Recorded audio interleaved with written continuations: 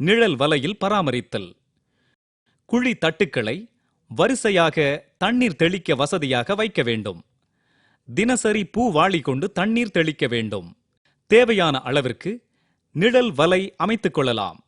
1 ஹெக்டருக்கு சுமார் 750 சதுர அடி தேவை. நிழல் வலை சாதாரண மர குச்சிகளை கொண்டே அமைக்கலாம். நிழல் வலை அமைக்க முடியாதவர்கள் நிழலிலும் அமைக்கலாம்.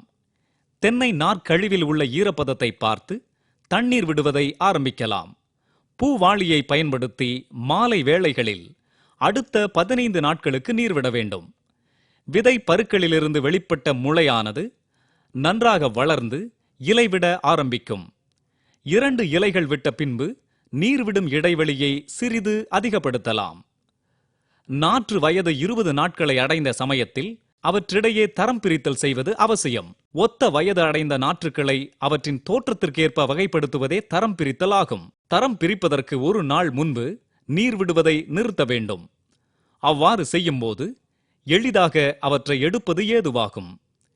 இவ்வாறு செய்யும்போது சேதமடைந்த வீணான நாற்றுக்களை அப்புறப்படுத்தி நல்ல தரமான நாற்றுக்களை தேர்ந்தெடுப்பது சாத்தியம்.